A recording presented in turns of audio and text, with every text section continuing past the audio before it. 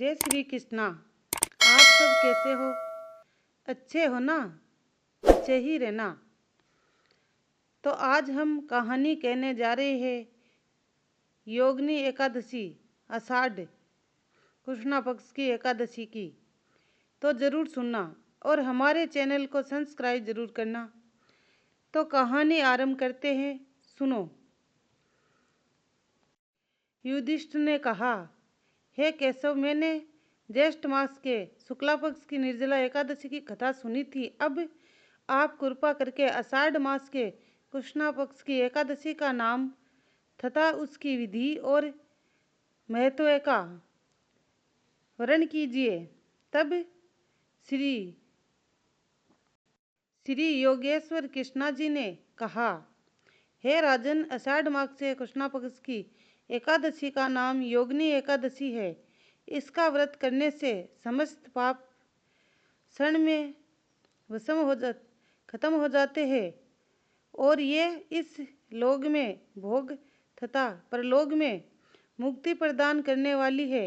इसके विषय में मैं तुम्हें एक कथा कहता हूँ कि पुराणों में वर्णन की है।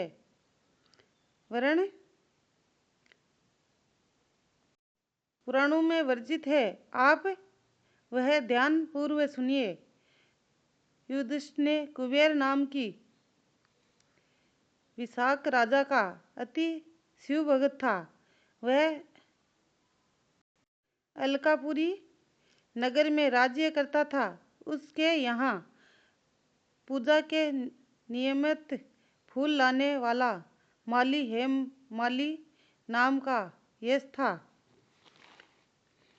भगत था। वह अपनी स्त्री विशाला के प्रेम में विवश होकर मानव सरोवर पर ही फुसब ले गया, किंतु काम शक्ति होने के कारण वह खुशबू को वहीं रखकर अपनी स्त्री के साथ रहने लगा। इधर राजा कुबेर को हेममाली की राह देखते देखते दोपहर हो चुकी थी।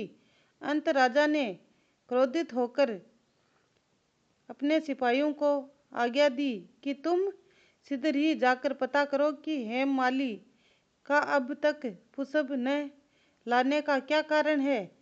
राजा की आज्ञा मानकर सिपाहियों ने हेममाली का पता लगाकर कुबेर को सूचना दी कि वह अभी तक अपनी स्त्री के साथ घूम रहा है,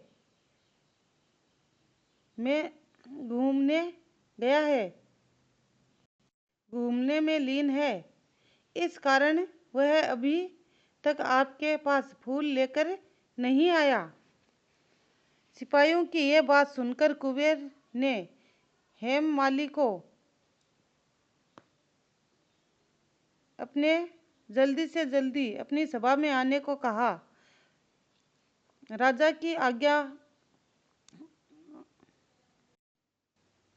ने आज्ञा दी और हेममाली डरता कांपता राजा के सम्मुख पहुंचा। तब भय के कारण उसने राजा को प्रणाम भी नहीं किया। हेममाली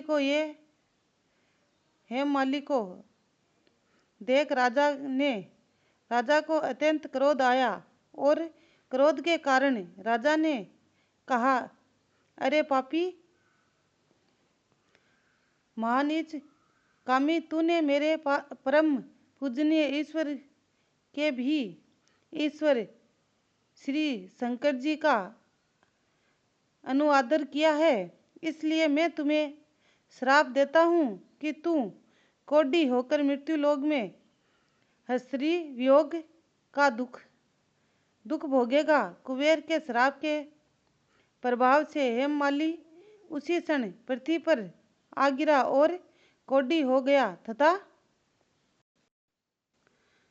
उसकी स्त्री भी उसी क्षण उससे अंतर्ध्यान हो गई। वह मृत्यु लोक में आकर अत्यंत दुख भोगने लगा, किंतु शिवजी के भक्ति के प्रभाव से उसकी बुद्धि मलिन नहीं हुई थी। वह अपने पूर्व जन्म के कर्मों का स्मरण करता हुआ हेममाली पर्वत की ओर चल दिया। तब वह कुछ दिन मार्ग में चलने के पश्चात मार्कंडेय मुनि के आश्रम पर पहुंचा। वह ऋषि अत्यंत तपस्वी और बुद्धिमान थे। उनका वह आश्रम ब्रह्मा की सभा से समान शोभायित हो रहा था। मुनि के देखकर हेममाली उनके निकट पहुंचा और उन्होंने प्रणाम करके उनके चरणों में गिर पड़ा। मार्कंडेय मुनि ने हेममाली को देखकर पूछा, तूने ऐसा क्या कर्म किए जिनके कारण कोढ़ी होकर तू महादुख भोग रहा है? तब हेममाली ने विनय पूर्वक कहा, हे मुनि, मैं अमराज यक्षराज कुबेर का सेवक हूँ। मेरा नाम हेममाली है। मैं कुबेर की पूजा के लिए नित्य प्रति पुष्प लाया करता था।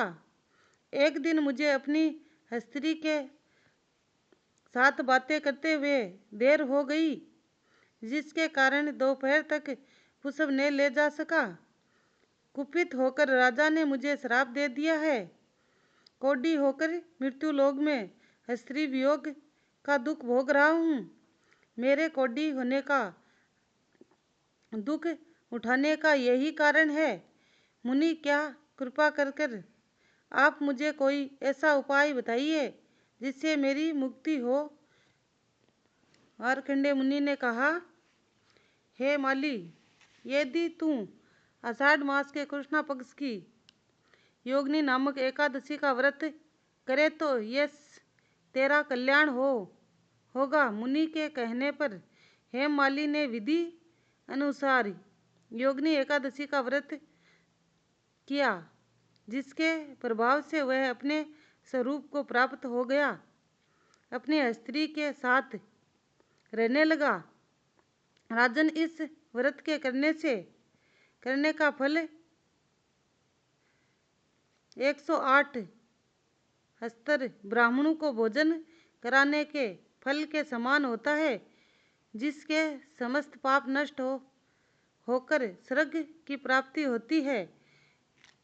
जो एकादशी का ये व्रत करता है उसे इस लोक में तो मुक्ति मिलती है, लेकिन ऊपर भी भगवान के पास भी उसे जगह मिलती है। इसलिए जय श्री कृष्णा। आपको हमारी ये कहानी अच्छी लगी तो लाइक, सब्सक्राइब, कमेंट ज़रूर करना और जय श्री कृष्णा ज़रूर लिखना। आप चाहो तो किसी को शेयर भी कर सकते हो। जय श्री कृष्णा।